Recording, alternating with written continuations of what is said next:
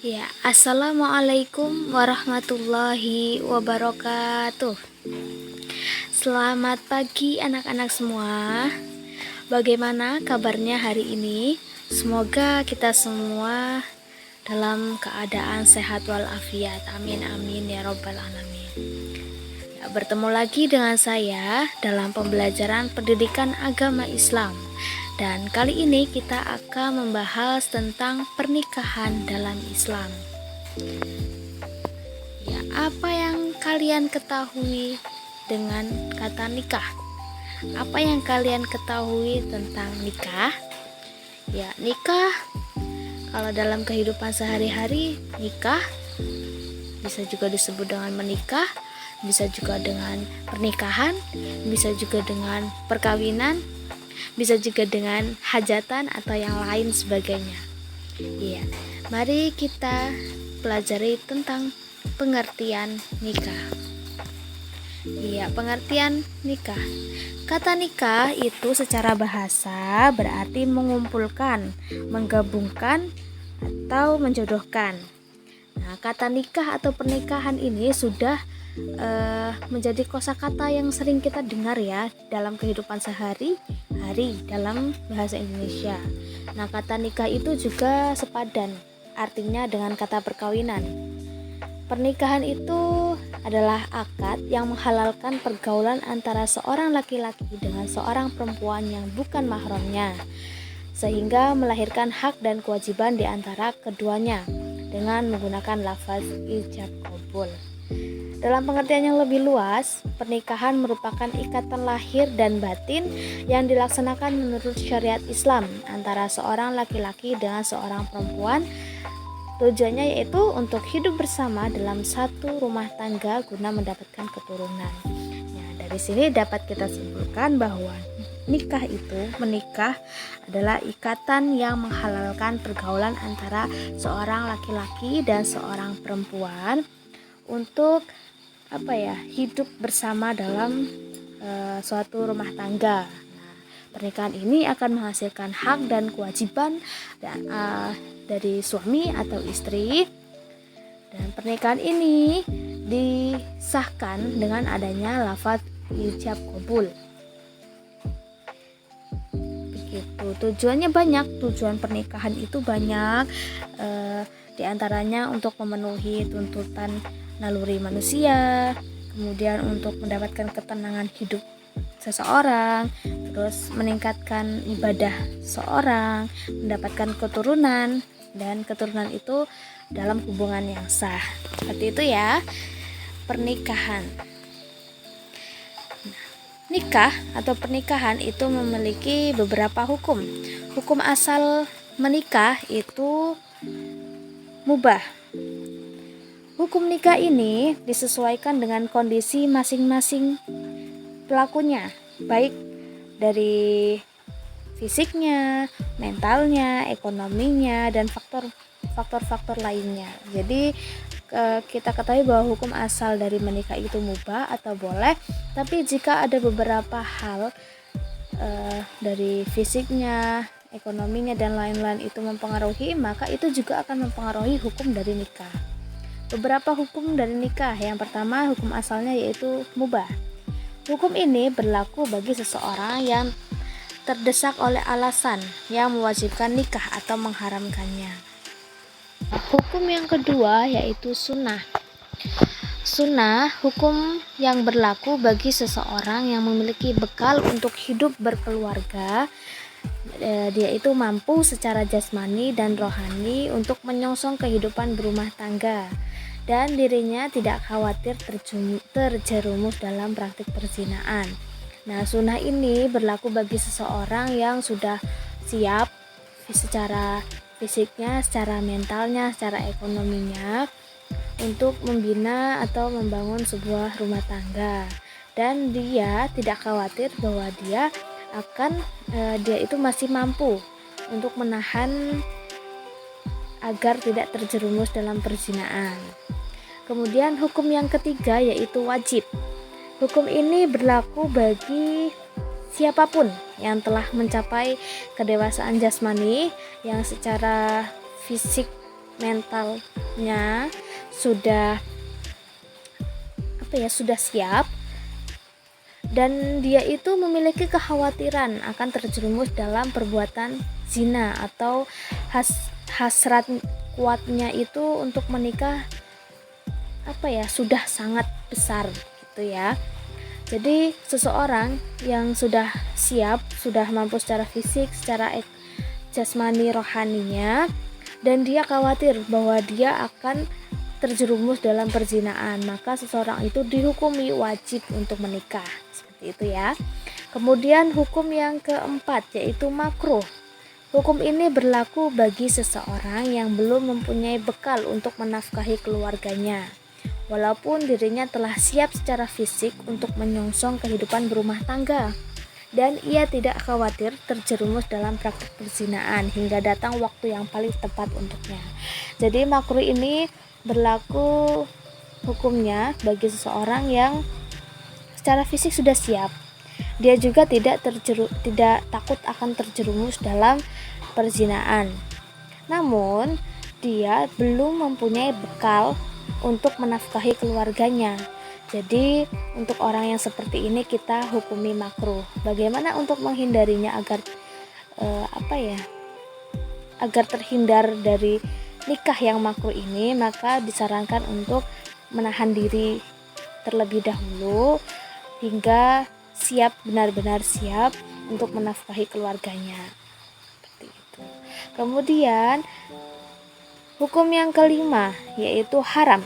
Hukum ini berlaku bagi seseorang yang menikah dengan tujuan menyakiti atau mempermainkan pasangannya secara atau juga bisa memeras hartanya. Intinya, nikah yang diniati untuk perbuatan yang tercela dihukumi haram. Bisa dengan menyakiti, kemudian ingin memeras hartanya, mempermainkan pasangannya seperti itu, maka pernikahannya dihukumi haram. Oke, next kita akan membahas tentang syarat-syarat menikah.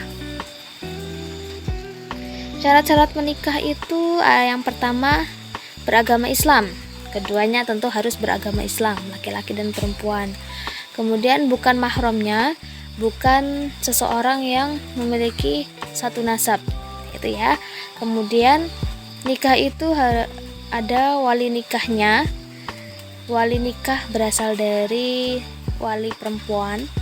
Kemudian saksi yang berjumlah 2 orang, sedang tidak ihram atau berhaji. Jadi nikah yang dalam kondisi ihram, niat untuk berhaji, niat pokoknya dalam kondisi ihram, haji, umroh dan lain sebagainya, maka ia tidak diperkenankan untuk menikah.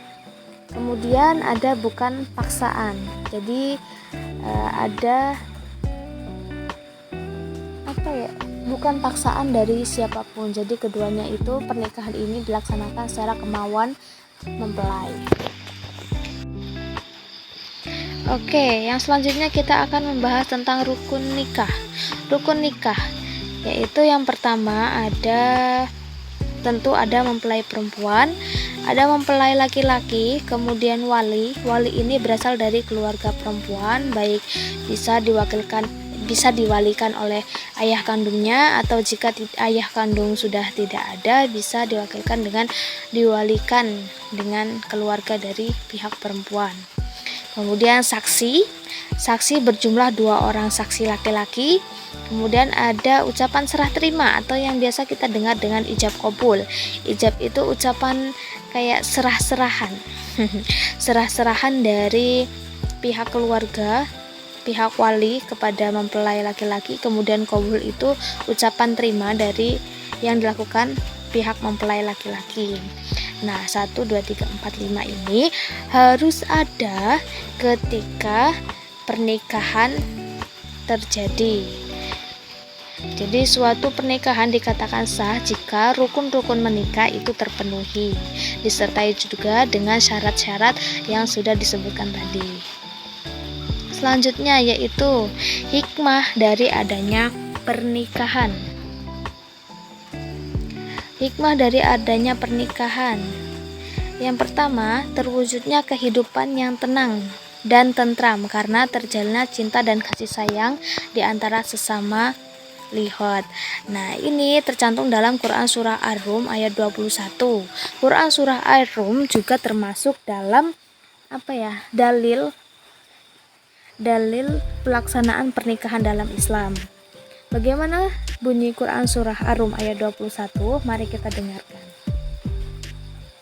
وَمِنْ آيَاتِهِ أَنْ خَلَقَ لَكُم مِّنْ أَنفُسِكُمْ أَزْوَاجًا لِتَسْكُنُوا إِلَيْهَا وَجَعَلَ بَيْنَكُم مَّوَدَّةً وَرَحْمَةً إِنَّ فِي ذَلِكَ لَآيَاتٍ لِقَوْمٍ يَتَفَكَّرُونَ.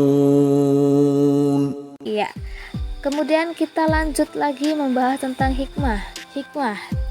Dengan adanya pernikahan, maka tujuan daripada syariat tentang nikah tercapai, yaitu menjaga keturunan. Dengan menikah, seseorang akan mempunyai hubungan yang halal. Maka hubungan tersebut terjaga, otomatis keturunan yang dihasilkan pun terjaga. Yang selanjutnya yaitu hikmah pernikahan, yaitu pernikahan tidak saja hanya menjalankan hak dan kewajiban bagi suami istri yang dipenuhi, akan tetapi rasa saling mengerti di antara keduanya harus dipahami. Jadi dengan adanya pernikahan, maka seseorang akan menjalankan hak dan kewajibannya dengan rasa saling mengerti, rasa kerjasama dalam pernikahan, rasa saling mengerti, rasa kasih sayang. Itulah hikmah dari pernikahan. Nah, itu hikmah pernikahan bagi individu dan keluarga. Kemudian ada hikmah pernikahan bagi masyarakat. Yang pertama, terjaminnya ketenangan dan ketentraman anggota masyarakat, karena dengan pernikahan perbuatan-perbuatan maksiat yang biasa dilakukan masyarakat yang belum menikah akan dikurangi. Jadi perzinaan itu akan dikurangi. Lingkungan masyarakat akan lebih nyaman dilihat karena banyak hubungan yang sah, tidak bukan perbuatan-perbuatan keji, bukan zina. Jadi lingkungan juga akan merasa tenang. Kemudian hikmah bagi masyarakat yang kedua yaitu dapat memperkuat tali persaudaraan dan menumbuhkan rasa cinta dan kasih serta tolong menolong di antara masyarakat. Kita ketahui bahwa menikah itu melibatkan dua orang ini pasti membawa keluarga, kerabat, teman, dan lain sebagainya. Otomatis dengan menyatunya dua orang ini, maka akan terjalin tali persaudaraan dan rasa cinta, kasih sayang, tolong menolong itu juga semakin erat. Ya, itu adalah hikmah dari pernikahan. Kemudian hukum pernikahan. Hukum pernikahan tadi sudah dijelaskan bahwa terdapat Quran surah Ar-Rum ayat 21. Kemudian ada juga hukum pernikahan di Indonesia itu diatur dalam Undang-Undang Nomor 1 Tahun 1974 tentang pernikahan. Apa saja yang dibahas dalam undang-undang tersebut? Mari kita lihat penjelasan berikut ini. Ya, ini adalah undang-undang yang mengatur tentang pernikahan atau perkawinan di Indonesia, yaitu Undang-Undang Republik Indonesia Nomor 1 Tahun 1974 tentang perkawinan. Dalam undang-undang ini dijelaskan bahwa perkawinan adalah ikatan lahir batin antara seorang pria dan seorang wanita sebagai suami istri dengan tujuan membentuk keluarga atau rumah tangga yang bahagia dan kekal berdasarkan ketuhanan yang Maha Esa. Jadi perkawinan di sini adalah ikatan lahir batin yang menyatukan antara pria dan wanita, yang tujuannya yaitu membentuk suatu keluarga atau suatu hubungan rumah tangga yang bahagia, yang berketuhanan. Nah, diatur juga dalam undang-undang ini dalam pasal 2 yaitu perkawinan adalah sah apabila dilakukan menurut hukum masing-masing agama dan kepercayaan, termasuk agama Islam. Kemudian tiap-tiap perkawinan dicatat menurut peraturan perundang-undangan yang berlaku. Selain dilakukan menurut agama masing-masing, juga dicatat menurut peraturan perundang-undangan. Ya, untuk selanjutnya yaitu pada pasal 6, syarat-syarat perkawinan menurut undang-undang. Dalam undang-undang ini dijelaskan bahwa perkawinan itu dilakukan atas dasar keinginan atau persetujuan kedua mempelai. Jika mempelai masih di bawah 21 tahun, maka harus mendapatkan izin dari orang tua. Jika orang tua tidak bisa memberikan izin dengan dasar meninggal atau tidak bisa mengutarakan pendapatnya, bisa diwakilkan oleh seorang wali. Jika wali tidak bisa, bisa juga diwakilkan oleh pengadilan daerah setempat yang melakukan perkawinan menggunakan wali hakim. Seperti itu. Kemudian dalam Undang-Undang Nomor 1 Tahun 1974 tentang pernikahan atau perkawinan di Indonesia itu diatur juga tentang usia pernikahan, usia syarat untuk menikah. Dalam pasal 7, perkawinan hanya diizinkan bila pihak pria mencapai umur 19 tahun dan pihak wanita mencapai usia 16 tahun. Ini batas minimal dari pernikahan seseorang yang bisa menikah. Nah, jika terjadi penyimpangan atau di bawah dari usia yang telah ditentukan tersebut, maka pihak-pihak tersebut dapat meminta dispensasi atau keringanan kepada pengadilan atau pejabat lain yang diminta oleh keluarga orang tua pihak pria atau pihak wanita. Ya, mungkin itu saja secara umum yang dibahas dalam Undang-Undang Nomor 1 Tahun 1974 tentang perkawinan ini. Untuk lebih jelas dan rincinya, kalian bisa download sendiri ya tentang Undang-Undang Nomor 1 Tahun 1974. Nanti saya cantumkan linknya, saya share linknya di grup. Seperti itu. Ya, itu tadi penjelasan tentang dasar pelaksanaan pernikahan, baik dilihat dari dalil yaitu Quran Surah Ar-Rum ayat 21 dan Undang-Undang Nomor 1 Tahun 1974 tentang pernikahan di Indonesia. Saya harap kalian juga bisa memperbanyak literasi, memperbanyak informasi melalui internet, buku, atau sumber-sumber yang lainnya, karena semakin banyak informasi yang kalian dapatkan tentang bab pernikahan ini, maka semakin banyak juga, semakin luas juga pemahaman kalian tentang bab pernikahan dalam Islam ini. Mungkin itu saja yang dapat saya sampaikan dalam pembelajaran kali ini. Saya minta kalian tetap semangat, tetap optimis untuk meraih cita-cita kalian. Tetap jaga kesehatan. Terima kasih atas semangat kalian hari ini. Sampai jumpa di pertemuan berikutnya. Sekian, wassalamualaikum warahmatullahi wabarakatuh.